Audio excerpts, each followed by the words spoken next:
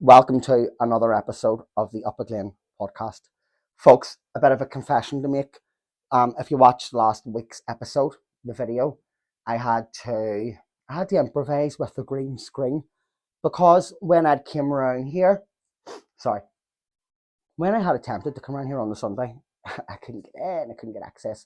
Now I can't get into the other bit, but it means tripping all the stuff, chair sheets, everything, all the way round in another way. So I had to just film it in my kitchen, so it was fine. However, this week I'm glad to be back in my hut again.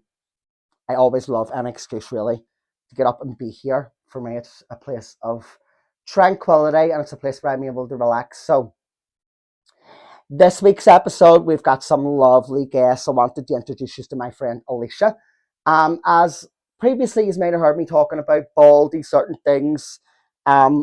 Women go bald, there's not really much said. However, whenever it's a man, like, nobody really cares. Like, I remember a couple of years ago, I'm just going to put it out there now. I texted my mother and it said, Mommy, why is my hair falling out? Why does it have to fall out? No, a serious question. I texted her, why is my hair falling out? Mommy, why is my hair falling out? She texts back saying, bald men are more varied. So I was like, what does that even mean? So, didn't really answer my question. But you may see I have a full head of hair and it's like a map. So we're going to find out about my hair from my lovely friend Alisha.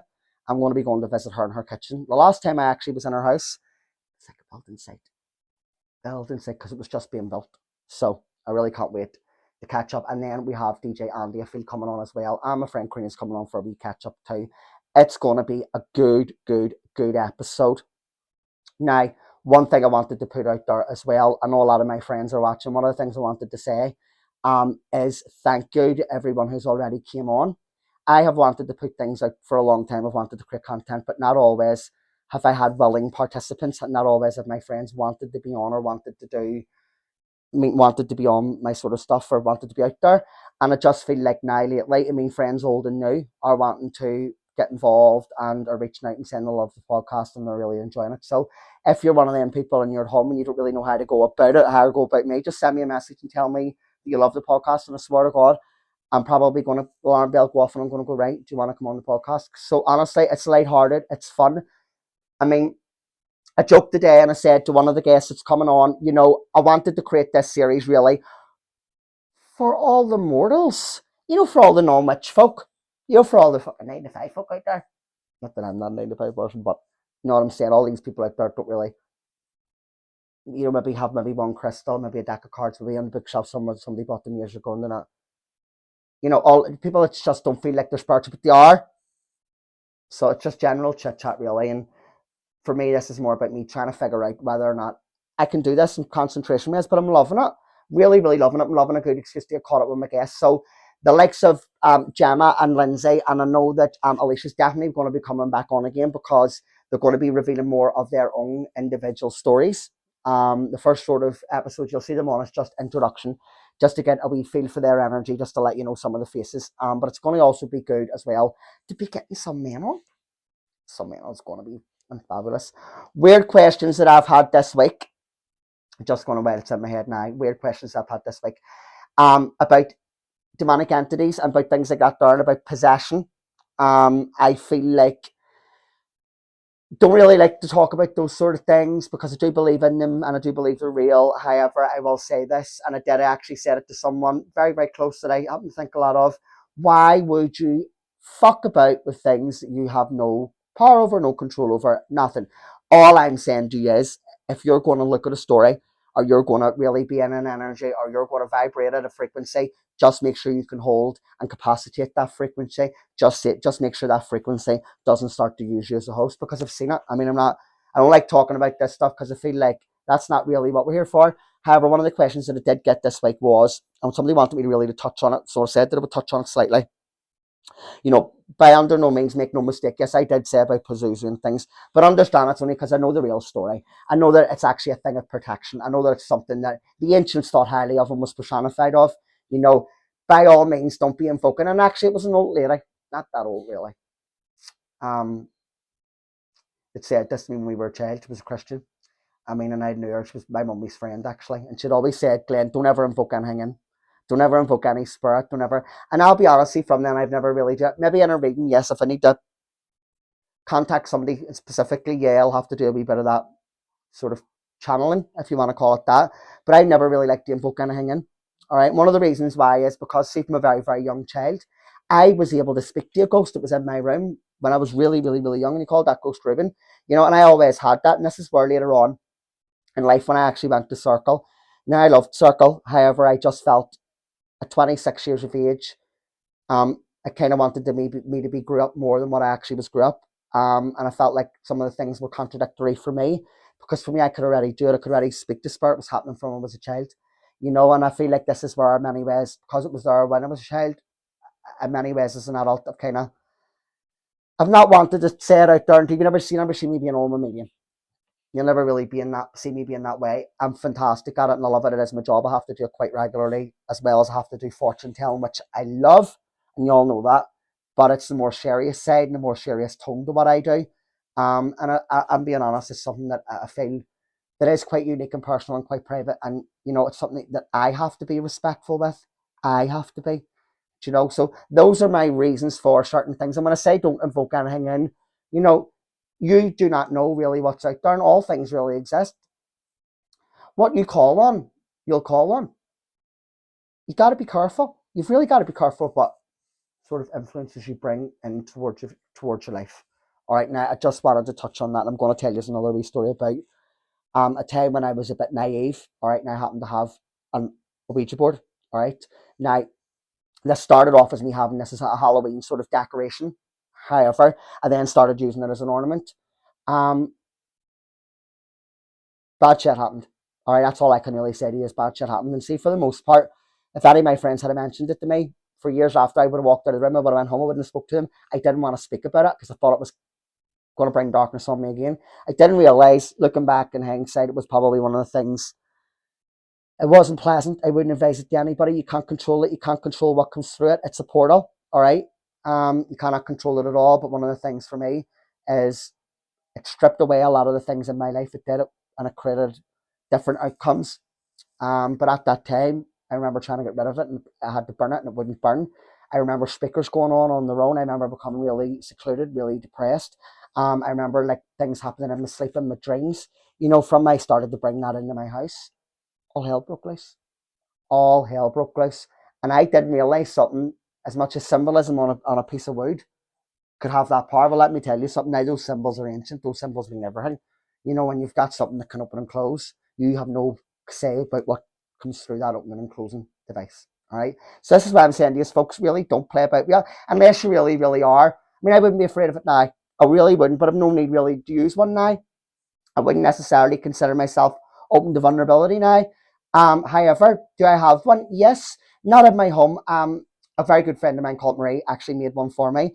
It's carved out of a holly tree, and it's beautiful. Now it's carved out of wood, sorry, but it's buried underneath the holly tree in my back garden. All right, I would not have one in the house for obvious reasons. It's just not for me for being at home.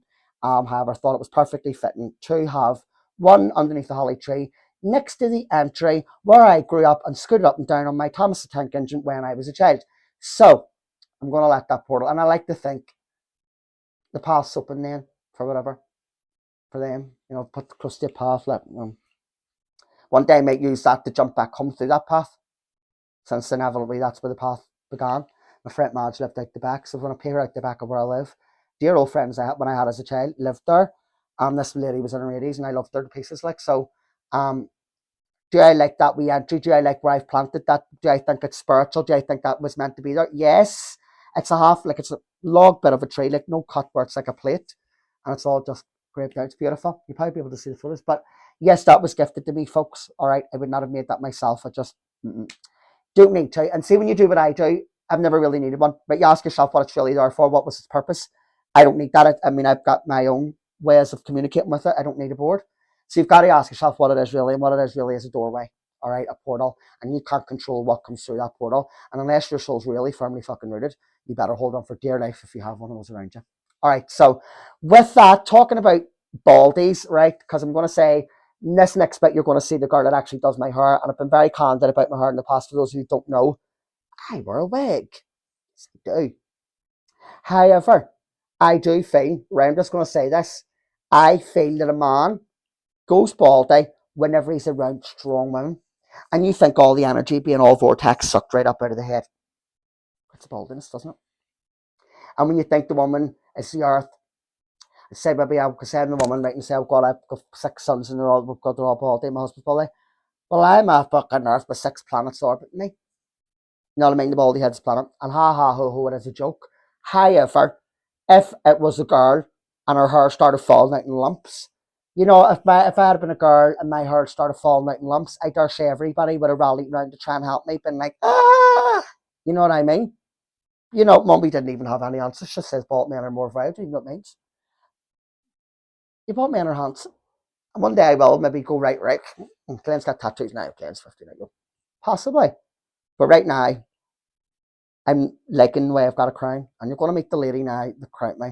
So without further ado, and further monkey rambling from me and my tin hat, I am going to bring my next guest on, who is Alisha.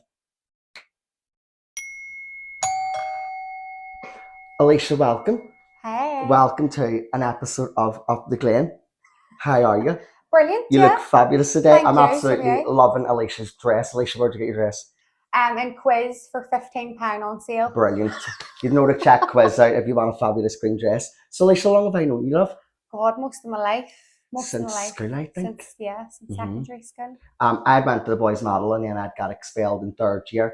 And it was like going from jail to summer camp because I went to Castle and you were allowed to smoke. We were allowed to smoke. We weren't allowed to do that in the boys' model because. Well, we were allowed, but we weren't allowed.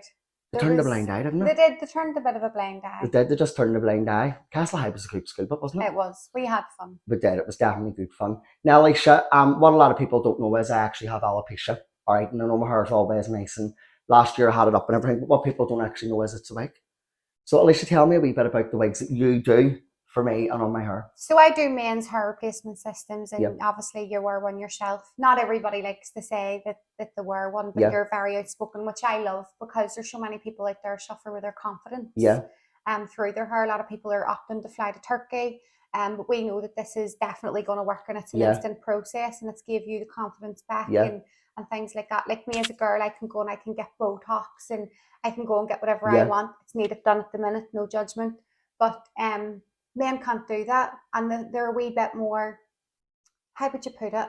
They're a wee bit more in the dark when it comes to their hair. A man, if you see your husband at home and his confidence, he's no confidence, recognise it could be because he's a baldy. It might be he wants his youth back. I don't know. Not even in that sense, but just for me not having my hair, I don't know, it really affected me. I know what it could be like for a girl not to have hair. So I mean, it is really important, but people don't actually realise how good it is, and it doesn't come off. I could trail the head of myself and then it wouldn't come off my head. It's very, very good, isn't it? People don't realise. I love it. I think see, even watching people from the before and then they're after, and especially when they're a new client as well.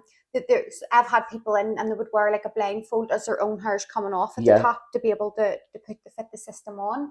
And see, after a while, it's like they would come in with it in their pocket because they just wanted to give it a good, before they come in, and they've got that confidence then, oh, it's going to be grand once she sorts it here.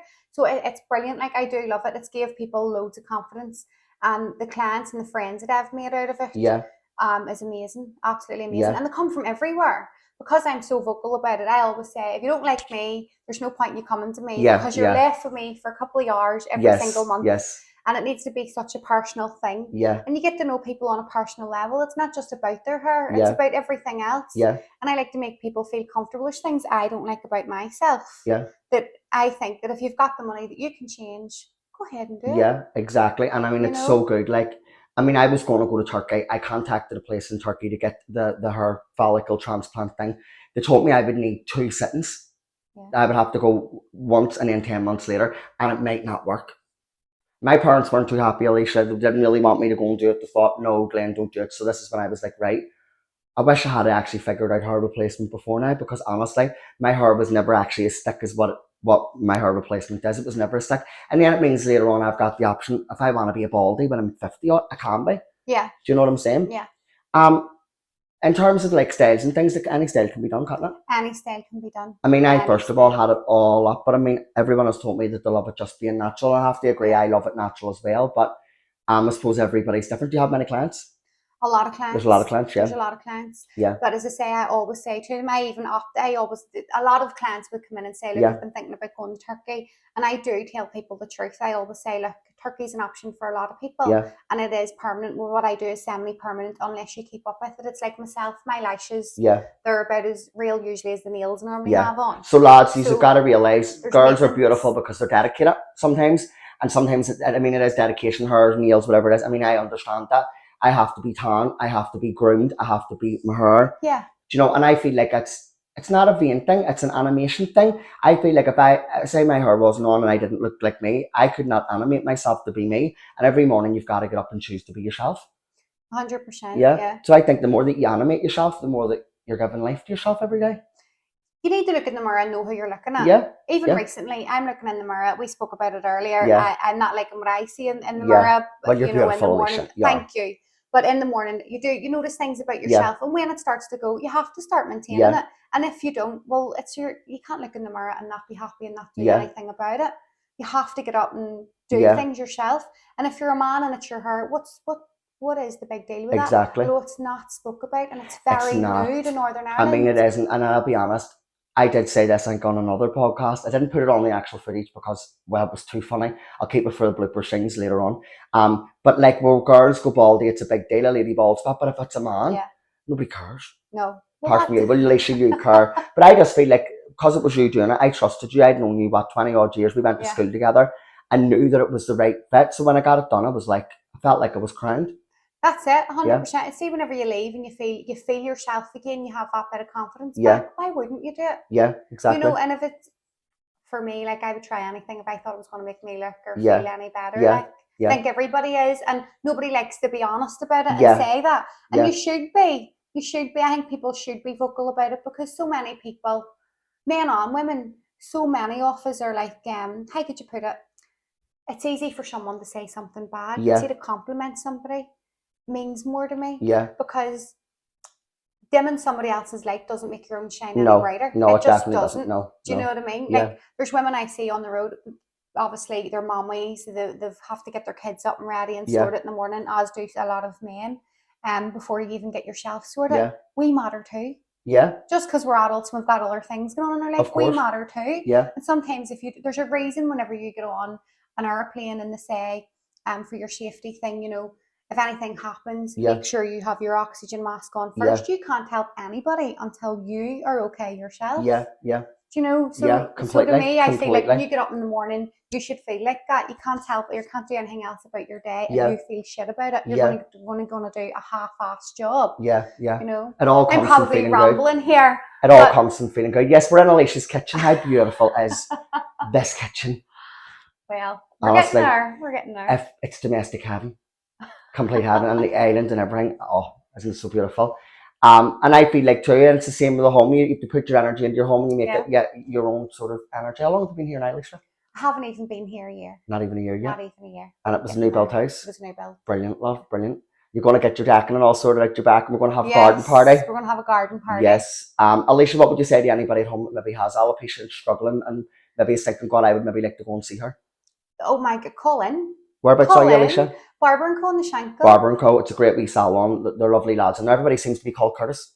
Yes. Everybody's called Curtis in that chapter, all Curtises. Me and William are very privileged because we got a job bar and our names aren't Curtis. Yeah. But yes, and it's very private what I do as well. So on a Sunday, the shutter's down. There's only the client, whoever you may be, and myself. The shutter's down. It's so private. With clients from everywhere. Of some clients that actually drive up from down south. Yeah. On a 4-weekly basis for their maintenance and whatever. So it's a nice environment, and you meet different people that I maybe wouldn't have crossed paths with. Yeah. And a lot of people have a perception, which I feel is a wrong thing, that it would be gay men that look after themselves and do all these things. In actual fact, 60% of my clients are straight. See, straight men are loving getting their hair done. Now, I'll be honest, it's great. Alisha, mine's lasted a year. My last one lasted a year.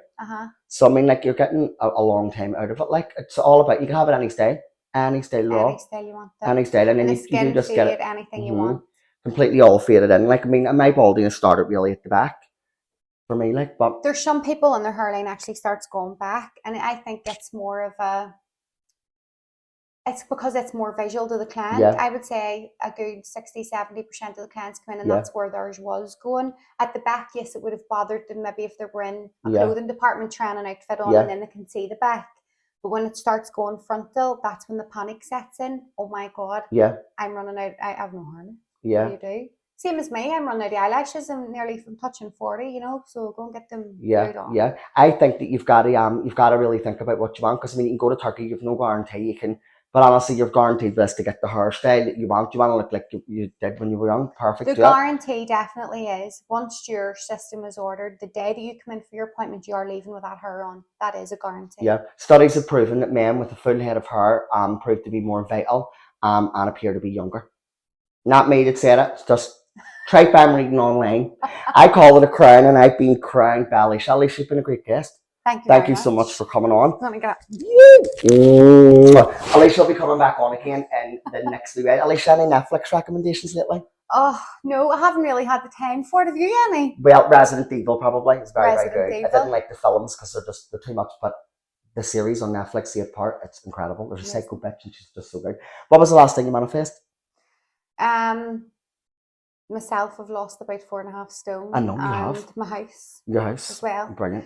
But it was all worked for, but it was in the back of the head, and if you just want something, you can keep going for it, and you will never give up. Just every day get up and just keep chipping at it, even if you're not feeling great. See if you've got something that you know that's there in the future for you, keep chipping away at it, keep working on it, keep doing what you're doing. Every single day you've just got to do a wee bit, don't you? It's like Shawshank Redemption. You feel like you're stuck in jail, and just by chipping that wee thing off every single day you do through. Yeah, you might swim through a load of shit, but you get there. Absolutely love it. Check out Alisha Hill, Barber & Co. Folks, that's been great. Alicia's going to be coming on very soon. Bye.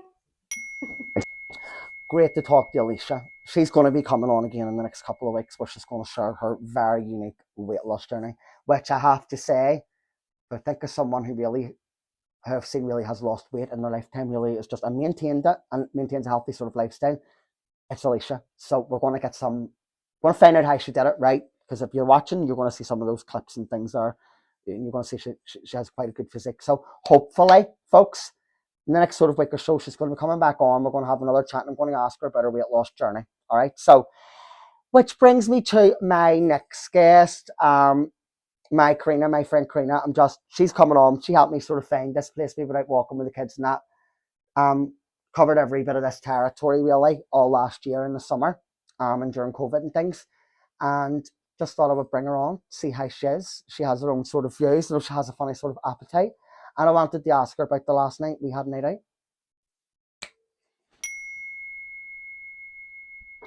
All I can say is this start when I'm looking. Corina, welcome to the podcast.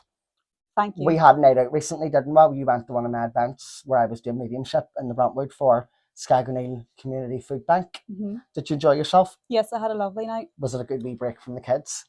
Yes, it was a break. It actually broke me into learning to be getting out a wee bit more. Well, that's why I did ask you, and I did say, right, Corina, come on, we're going to get a wee night out, because I see you've got 4 girls, you work very, very hard with them, you're a full-time mother, and, you know, I see you get up and down that hill going to school and things, and you never really get a night out, you never really, just not really you. It's good to see you let your heart down a wee bit, and that the kids had a good time with your mummy and that too, so I feel like that's good for you, Corina, to be able to get out a wee bit and let your heart down. So any more events, I'm probably going to bring your mummy, because we had a good time tomorrow. We did. So, Corina, tell me about your diet, love. I was saying to some of these people that are listening now, you eat sort of funny foods. Most people I know see when they order a takeaway, Corina, it's like Chinese. For me, it's pizza, whatever it normally is. But for you, it's what? I would order sushi. Sushi. And where would you order your sushi from? Mashiro. In Castle Court. And is it delicious? Yes, it's lovely. It's full of iodine and, you know, freshness. So yeah. And what foods don't you eat? I'll not eat meat, or really just meat. I try to cut out cow's milk. Yeah. As well. Yeah. So that's really it. You love your seafood, don't you?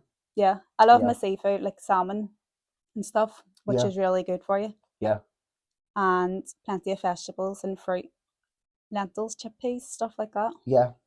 And you helped me find this wee hut, didn't you? Mm-hmm. We were out with the kids just walking and things and down the river, and we came across it. It's lovely. It's not far from where we live, really, is it?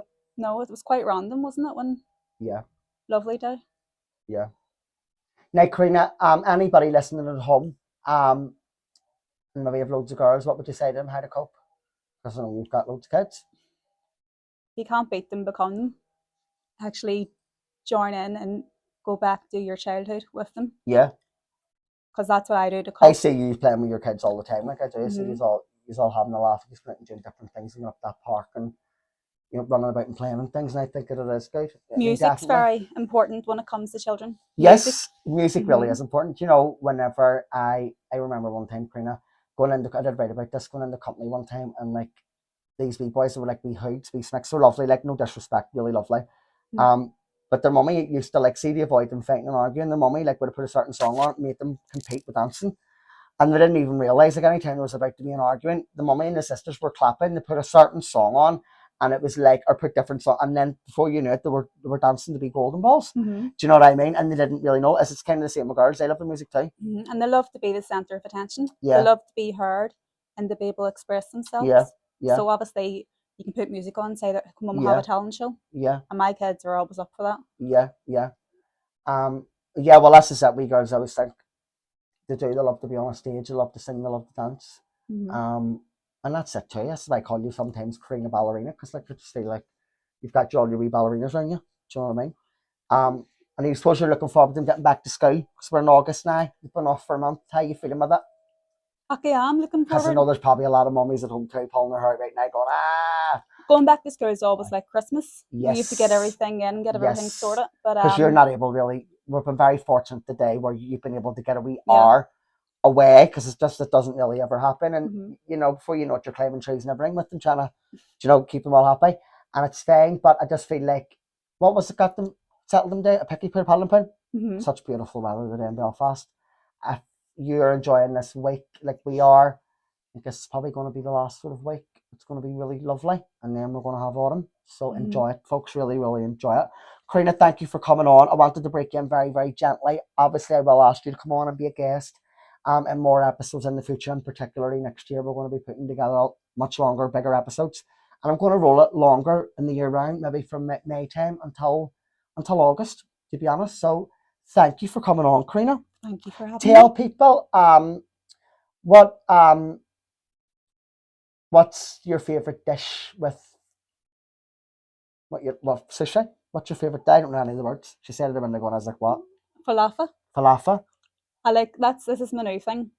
It's falafel. Yeah. And peppers and pickles and stuff. You get a meal. Yeah. A falafel meal. Yeah, with falafel and lentil soup. Yeah, it's really healthy. So when you eat it, you feel so good afterwards. God, I can't stop eating crap. I know. I can't. I mean, see, like, God, on pizza. It's all in your head. I know, like, well, this is such a, sometimes I live by me, sometimes I can't be annoyed cooking, because, do you know what I mean? I like to cook, I can make stew, I can make lasagna, that's about it, really. I'm not a great cook, but sometimes it's just easier, and sometimes it's even cheaper just to bloody order a pizza or get a burger, grab something quickly. I know it's not always, I know that's not really healthy, I'm not telling anybody to do that, but recognize I'm very busy, and sometimes it's just handier. So I'm not necessarily against sushi as such. I haven't eaten enough to acquire a palate for it. Like anything, I don't know if I really ever like anything or not, but if I eat something enough, I can make myself like something to the point where I crave it. That's just the way my mind is, honestly. Because I do remember being young and not liking cheese, being a child, not liking cheese, and then cheese strings come out, and I was like, I fucking have to have them. And then I started to eat pizzas, because before that, all I was really eating was spaghetti. I love spaghetti. Now you love cheese? And now I love cheese, yep. I love cheese. Cheese is my chocolate. I wouldn't thank you for a bar of chocolate, but I would thank you for a block of cheese. I would. Love cheese, absolutely love it. Pomegranates, yes, I like pomegranates too. You buy them pomegranates and littles, folks, definitely try them. And one of the cheeses I like in littles is the double Gloucester and chive. Onion and chive, I think it is. Gorgeous. Absolutely. Have you ever, I think it's on, you're coming for a reading with me. You know what to bring me. All right. Corina, we met, you came to do for a reading, didn't you? And then we sort of became friends. See them two wee butterflies? I know. So peaceful. I know. I think that's cause to wrap it up now. I only wanted to bring Corina on because she's been watching it all at home, watching every out. Go, God, I love that one, I love that one, I love that one, I love that one. I was like, right, we need to get John. But obviously, I'm wanting everybody to be comfortable. That's one thing I've said. I wanted everybody that comes on it to be comfortable. So, Corina, thank you for coming on. You've been a great guest, and I know I'm going to get you on again really soon. Thank you. New episodes available every Monday. Available on Apple Podcasts, Spotify Podcasts, and RSS feeds. www.psychicglen.com. Do you need a reading right now? Speak to my team of gifted psychics who have years of experience, who are highly seasoned, who are ready to take your calls right now. Folks, check them out. www.psychicglen.com. We're going to bring on our next guest, which is a new fellow that came to me for a reading, actually, but I started to actually listen to some of his music. Now, he's a DJ, and he has quite a big following on Facebook. So, without further ado, it gives me great pleasure to introduce my next guest, DJ Andrew Moore. Andy, welcome. Hiya. Welcome to my podcast. How does it feel to be my very first male guest? I don't know, like it's a lot of pressure, isn't it? It's a lot of pressure. It's just... Well, you've made it here. What do you think of the place? I've been interviewed on worse spots, like. Oh, have you? Oh my! I'm sure you've been interviewed in worse states too. That's it. Well, all them raves and everything. Well, there is that now. There is that. One of the things that I wanted to bring you on is because I was thinking about the past, and one of the things I used to actually have were CD decks. And when I was young, I think I got them for Christmas, maybe when I was 15 or 16, because I was always like not allowed to go to school. Like I was always at home and they were at work, so I could blast the music really, really loud. What age were you when you first got your CD decks? I mean, I had CD players and CD things from I was no age, to be honest, Glenn. But it wasn't until about 3 years ago I got really into it. You know, I got my first set of decks. It was actually my girlfriend bought me them as a Christmas present. And yeah, I haven't looked back since. It's a good way escape now. You know. Has it helped? What has music done for you, and how has it helped you cope? Well, during lockdown, it was good. It helped a lot, you know, because being out of work and stuff, and you can't be locked in the house that long. No. I'm a firm believer that music is definitely great for mental health, you know, and I've always said that even before I started DJing and making music. You need, no matter what mood you're in, you stick on your favorite tune. Absolutely. And you're good as new again, you know. So, what advice would you give to any other young DJ who maybe is like, because I know a lot of people that are really, I've can see the notes of music in their brain. And I want to say that I can see sometimes maybe a person doesn't know it, but they're using music to escape, but I can also see the tones in their own brain. And if only they could unlock that as a means of expressing. What I'm really trying to say is, do you feel that there's a link between spirituality and certain forms of music? Definitely. I mean, the whole universe is about vibrations and it's about feelings and emotions. Yep. And you play the right tune. Yeah. I mean, I particularly, I think you see it more with trance music. I think trance music can really see like where it's ethereal, it's dimensional. Yep. I mean, what is trance? When you go to them big raves, what is trance trying to imitate?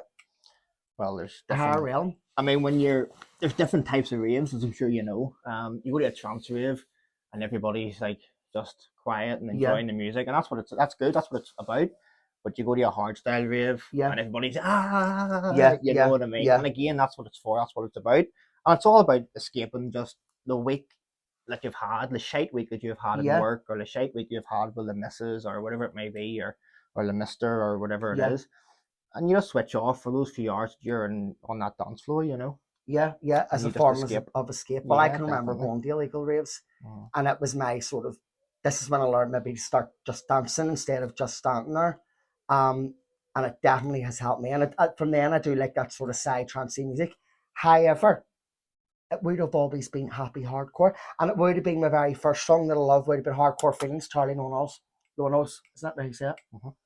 My very first song I would have loved, Hardcore Feelings. I think in that sort of, I had my parents' torch. It was always like, Glenn, turn it down, turn it down, turn it down. The window shaking. Put your headphones in. Yep. You know, what the fuck was the point in having CD decks if they constantly told you to turn them down? That's it. You know what I mean? That's it. So what sort of music do you like to produce, Andy? So I would do bounce music, bootlegs, remixes. I have a few originals on Spotify.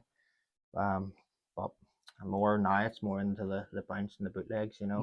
Taking a chart tune and turning it into a dance music. And I've seen some of your photos. I've seen you picture with the likes of GJ Lee Keenan, people like that there. Good friend of mine. Are you on that sort of circuit then, yeah? Yeah. I mean, if you go onto my SoundCloud, there's I don't know how many tracks that there is on my SoundCloud that me and him have worked on together, you know. Going to any sort of, even Lee's SoundCloud.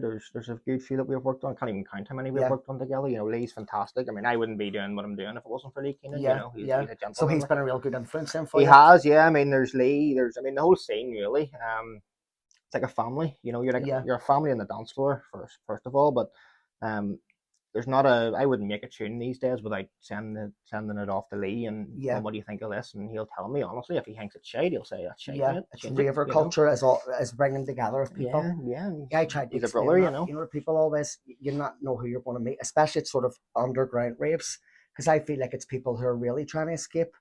As we are not really off grid going to like Kelly's or wherever, it's all the same people. So if you're going somewhere, it's the middle of the fucking woods, so you have to be dedicated to get there, and maybe it doesn't start to a certain time. You know, you're taking that risk. All right, well, I'm going outside, it maybe it's illegal, whatever it is, or being outdoors, no security. But I mean, that is one of the things where nature takes care of you, and it's great. I think. Well, I mean, you have to remember, I mean, nobody wants it to be an illegal rave, you know what I mean? Yeah. But the government during lockdown, whenever they were farting about, I mean, these promoters had sold tickets to gigs, you know, and they'd paid the DJs, you know, and things like that. And the next thing the government changed the rules. I mean, those people have been paid, and those people have been looking forward to going to it. You had to do something, you know. It is what it is, but it's not the way we wanted it to go. But that's just the way it was. So Andy, where can people find you, and what is your handle? So find me on SoundCloud mainly, at DJ Andy M Official, Facebook. Follow me there, same thing, or on Facebook at Stumpin' Beats Official. Or Spotify, DJ Andy M, you know. Perfect. So Andy, what was the last thing you manifest? Nothing. You haven't manifest anything yet? Not a thing yet, no. Well, I'll tell you what I think you're going to manifest. Well, if it's meant to be, it's meant to be. I think you're going to manifest a clutch or an alternator problem in that car. It's going to force you into getting a newer car. When you get your newer car, you're going to feel happier, more accomplished. Every now and again, you need a new toy. I know you're very loyal to that car. Fucking need to be the money I spent on it. Well, Are you joking me? Well, this is it. If you spend too much on it, it might be time to get another German car. Well, I mean, I usually like to change my car every year or so anyway. So. But I bet that does happen, because I do feel like there's going to be a new car for you. Likely. The luck I have, likely. Well, I think you've good luck. If you're able to be a DJ and do what you love, like, I mean, that is certainly not everybody at home is able to really do that. And I feel like this is where you can maybe inspire some people. It's powerful to be able to do what you love, no matter what that is. And it isn't even about money I mean, obviously we all have to keep a roof over our head. But I mean, like, let's be real. If you're able to do really what you love and be passionate and creative. Yeah, I mean, it's not even about the money for me personally. I have a full-time job anyway. The music's just a hobby. But I mean, music, I believe, it's, as I said at the start, it's great for mental health. It's great as a means of coping. Yeah, so why charge people for that? You know what I mean? If I don't care if I have 1 follower or 1 million followers. Yeah. If one person enjoys one of my songs, then you've achieved something. I've achieved it. Yeah, definitely, you definitely have. Yeah. So Andy, do you have any questions for me? Yeah, who cut your hair? The girl that's on this podcast as well is actually on this episode as well. You might have just seen her. You will have just seen her before, actually. So you'll be a bit psychic, Andy. It's actually a wig. So it is. Is it a wig? That bit's a wig, yeah. I can tell. It's glued to my head, and then the rest of it's all. I'm only joking. Oh, you can tell. Listen, I need my crown. I need to wear my crown, or else I'll be a baldy, Andy. So, tell me this, Glenn. Whenever you're doing your thing, who is psychic for the psychics? Do you know what I mean? Who would you go to? You know? Or can you do it yourself? Because I know I've seen you in other podcasts. I personally don't always like a reading, and I only really like a reading if, when I was really younger, really truthfully, I really seeked it whenever my head was melted because of boys, possibly. That would be the only time really I needed a reading. I know I might need it later on with grief and things. I will definitely. However, I know that I can connect myself, so I don't really know how it's going to work whenever my granny passes away. But not to stray really off the question, I would have a lot of people who read, spiritual friends. Well, we connect, but wouldn't necessarily read each other. I'll be honest, people who are readers don't get readings really. Yeah, I suppose you don't need them. And we're very funny, I'll be honest with you. See, if somebody tries to read me and it's not fucking accurate, I won't be happy. I'll be very disappointed and I'll be furious. Well, that's true. I mean, I wouldn't fancy paying somebody to get it's not bad that news. It's just sometimes random people sometimes try to read me and I don't necessarily like it. Yes. I've been taught, right, I've learned through doing readings, right, that you can only really do it with goodwill if people ask for it. Aye. Okay. Yeah. So that would have been me before in the past, just running up and reading people. So So would you think then, you said that you learned how to read people, so you think that's something you can learn, or do you think you're born with it? Or well, I think I was kind of, it was there from my childhood because of obviously Ruben in the bedroom and certain ghosts. But I do think, yeah, it can definitely be learned. If you open yourself up to it, if you start to find it, it'll find you. That's interesting. Interesting. Oh, good, Andy? Good, yeah. Perfect. I think we're going to be disturbed here because it's a very hot drunkards. Belfast. Drunkards down the road. People. Not have to talk to beat them up. Another great podcast. Remember, these episodes are available every Monday. Andy, hopefully you'll come back on again very soon. Yes, if you have me, yes. You've been a star, of course. Anytime, Andy, you've been great. Remember, if you want to read, visit psychicglen.com. And for good music, don't follow me. Fuck that. No, there's plenty of other boys down there. Give them a wee follow.